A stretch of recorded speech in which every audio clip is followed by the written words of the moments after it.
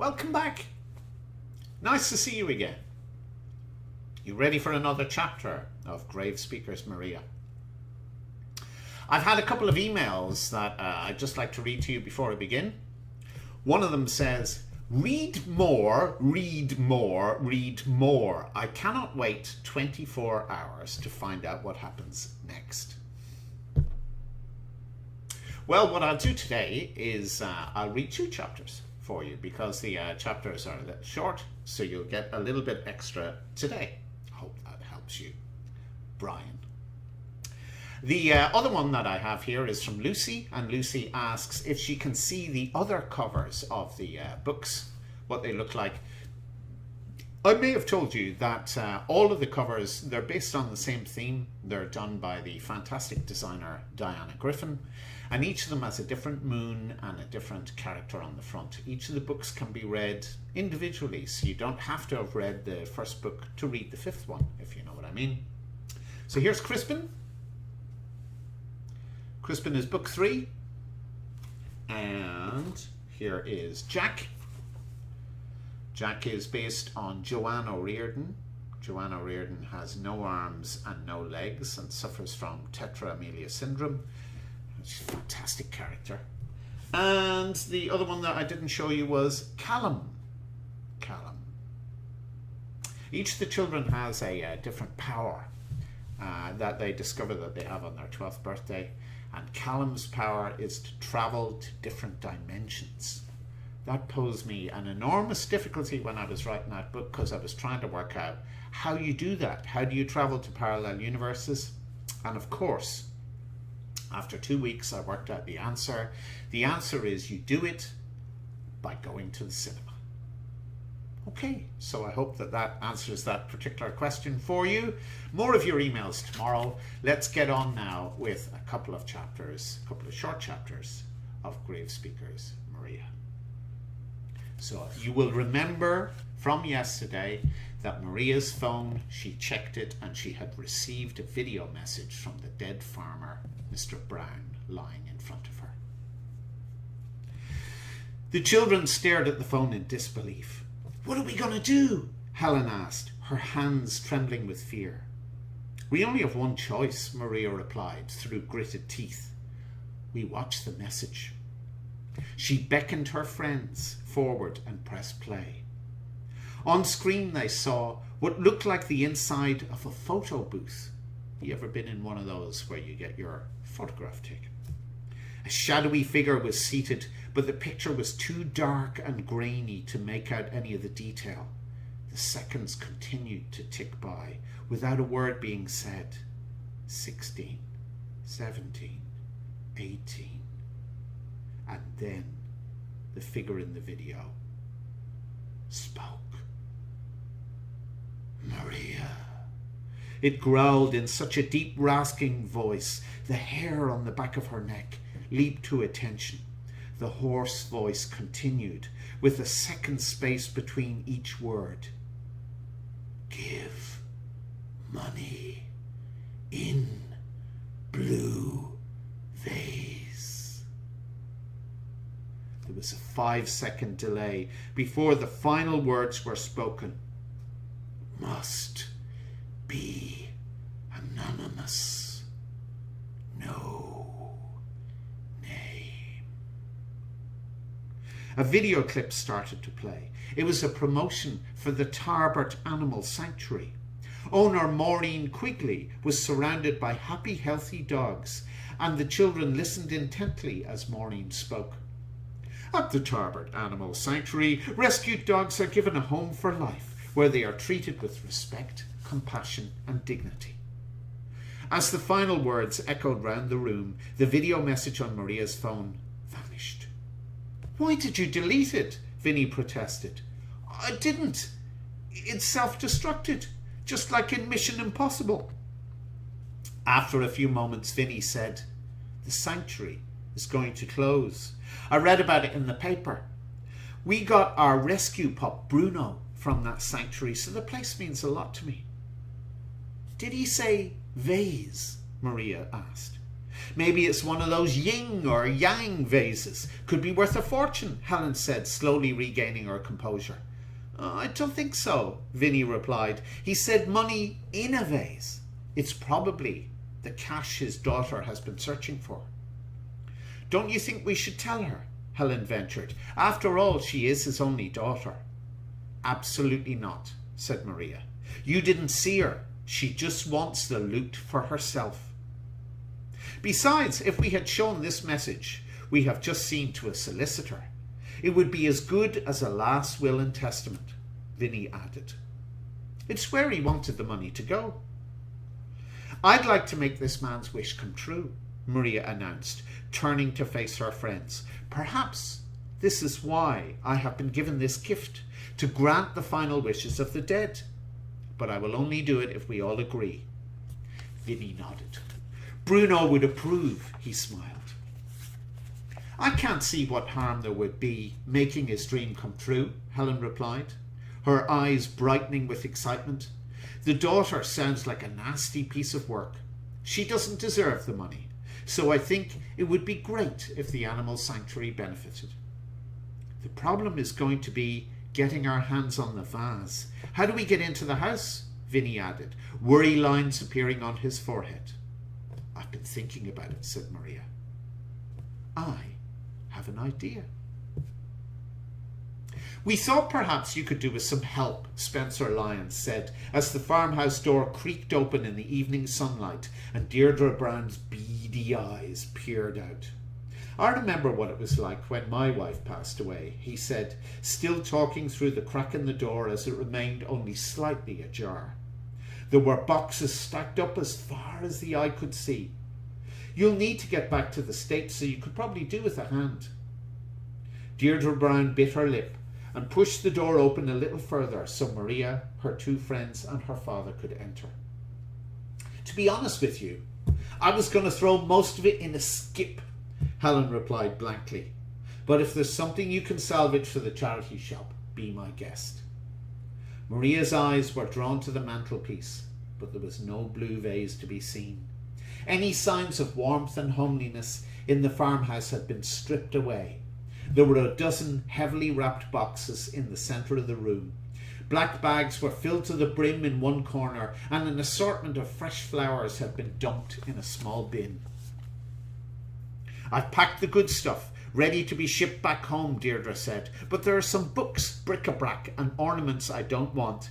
Anything on the floor in the right-hand corner of the room is earmarked for the rubbish dump. Take what you like from it. There were 4 boxes of books, 10 black plastic bags and 3 boxes of assortment ornaments in the right-hand corner of the room. Spencer Lyons and the children picked up the bags and boxes and carried them out to the car.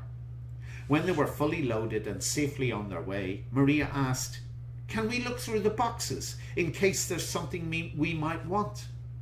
I don't see why not, her father replied, but you'll have to pay for anything you pick out from your pocket money. The children excitedly searched through the bags and boxes, and minutes later Vinny held a blue vase aloft. 2 books and a vase, Spencer Lyons mused as they pulled up outside the house. The books I understand, but what do you want the vase for? He said, twirling it round in his hand. I think it's pretty, Maria replied. It would look nice in the front of the shop. Spencer Lyons continued to spin the vase round in his hand, and for one horrible moment Maria thought he might drop it. Eventually he said, Let's say €1 for the 2 books and another €1 for the vase. Done, said Maria. What an excellent idea of Maria's to help Deirdre Brown out. And you were thinking of the less well-off too, Spencer Lyons said. I'll drop the rest of the bags down to the charity shop on Monday. I'm sure they'll be delighted with our haul. When they were safely back in the bedroom, Maria reached inside the small blue vase. Right down at the bottom were 10 small plastic bags. Each of them contained 20 €50 notes. Can you calculate that? 20 €50 notes is €1,000. They do give out in the bank €1,000 in a sealed plastic bag if you ever go down to take out that kind of money. And there were, how many of them? 10 of them. So €10,000. Wow, there's 10 grand here, Vinny exclaimed, calculating quickly. It could really help a lot of people. Remember, the money is not ours, Maria cautioned as she turned to face Vinny.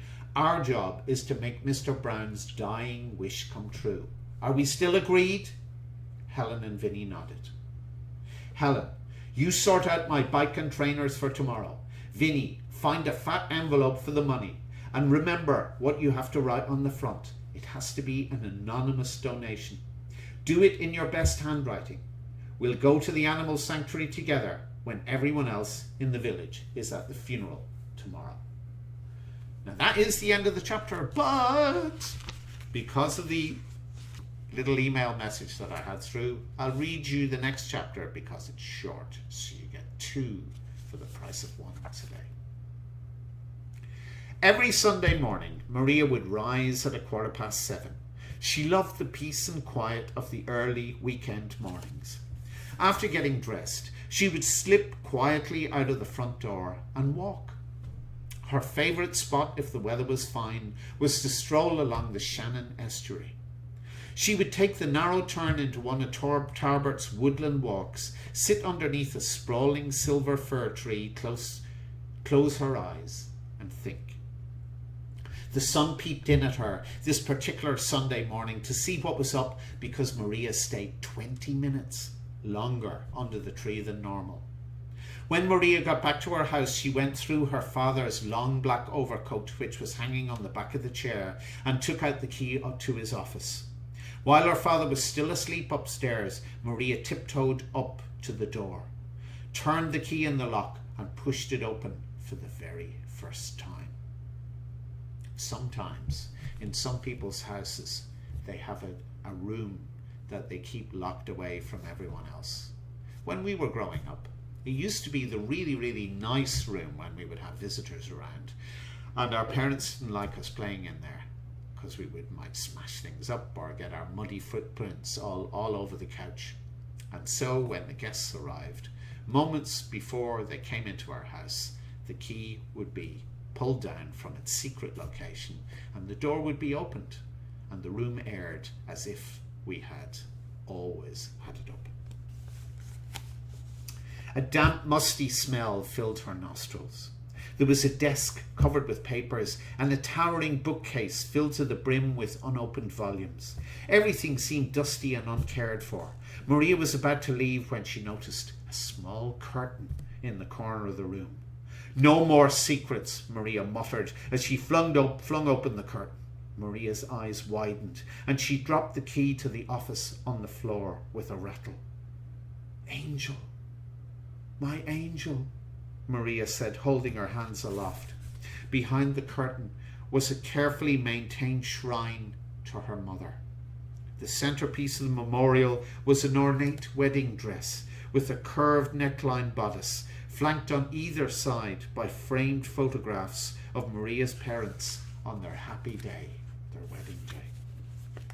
There were bunches of fresh flowers and a book of condolences, which Maria flicked open and began to read. What the hell are you doing? Spencer Lyons boomed, shattering the silence. I told you never to come in here. Her face reddened, and his face reddened, and he raised his hand as if to slap his daughter. But Maria stood upright and unafraid. I wanted to find out about Mum, Maria said calmly. You can hit me if you wish, but I'm old enough to know what happened to her. Maria's father fell to his knees and started to cry. Maria stood a little distance away, not exactly sure what to do. Dad, she whispered softly, did she die because of me? Is that the reason you don't love me? Her father's sobbing eased slightly. Don't you remember the fire? He said, wiping away some of the tears. Maria shook her head. I got here just before the fire brigade and rushed upstairs. There were flames everywhere. I picked you up. You begged Mum to save your bear." She smiled, almost as if she knew what was going to happen. She was halfway down when the staircase collapsed. I can still see her falling, as if it was yesterday. "Oh my God," Maria said, tears streaming down her eyelids. "She did die because of me." "No, my darling, she didn't," Spencer sobbed, holding his arms open wide to embrace his daughter. "I'm to blame. If only I had made it home 2 minutes earlier, she would have been safe." For a few moments, father and daughter just sat together, sobbing in each other's arms. Then Maria said, "But there are no photos of Mum anywhere in the house, apart from here. I thought you'd forgotten about her." "I'll never forget her. She was the love of my life. There isn't a day I don't wish she was here with me." "But she is here with you," said Maria. "In me." "Do you remember her singing to you at night?" Spencer asked. He began to sing. "And if that velvet cloth is coarse, Mama's gonna buy you a rocking horse." And then Maria joined in with her father for the next 2 lines. "And if that rocking horse won't rock, Mama's gonna buy you a cuckoo clock." "Dad, Mum's okay. I saw her after she died. She stood at the end of my bed, smiling. Her eyes were open, and she waved at me as she went up through the ceiling. She looked so pretty. I thought she was my angel." "You never told me." "I didn't think you would believe me," Maria replied. "Besides, you might have started camping out in my bedroom, hoping for a second visit." Spencer laughed softly through the tears. "Dad, we'll never forget Mum, but we need to get on with our lives. It was 5 years ago." 5 years, 1 month, 12 days. Final page. Maria handed him a handkerchief, and he blew his nose with a strange honking sound. "Do you remember how one day, when you weren't working, we just decided to take the hearse out for a drive?" Spencer asked. "I do," Maria replied. "I remember how the cars on the road parted like the Red Sea to let us through, and the looks we got when we placed our order at the drive-thru in McDonald's." Spencer laughed, and Maria's face darkened for a moment. "Dad, my dreams have started to become real." And Maria explained over the next few minutes to her father what had happened. Throughout, he sat and listened, expressionless, until she finished. Spencer went over to his desk, opened the bottom drawer, and took out a business card, which he handed to Maria. "Your mother brought me to see this man 10 years ago. He made me promise to keep this business card somewhere safe for you. He said there might come a time when my daughter would need to contact him, and I think the time is now." Maria peered at the card. It had a photo of an owl looking out over some branches, and it said, "Fester Henry, clairvoyant, your date with destiny." And at the bottom was a local telephone number. "The card's a bit naff, isn't it?" said Maria. "Well, it was 10 years ago, but I can tell you this man is excellent. Give him a call," said Spencer, handing Maria the phone. Maria dialed the number on the card. After 2 short rings, a croaky voice said, "Hello, Maria. Festa speaking. Meet me on Monday after school at 4 p.m. on the dot. Bring your father. I will be where he met me 10 years ago. Oh, and by the way, you're quite right. Our business cards are a bit naff. See you on Monday afternoon." There we are, boys and girls. 2 chapters for the price of 1. I hope you enjoyed it today, and we'll see you again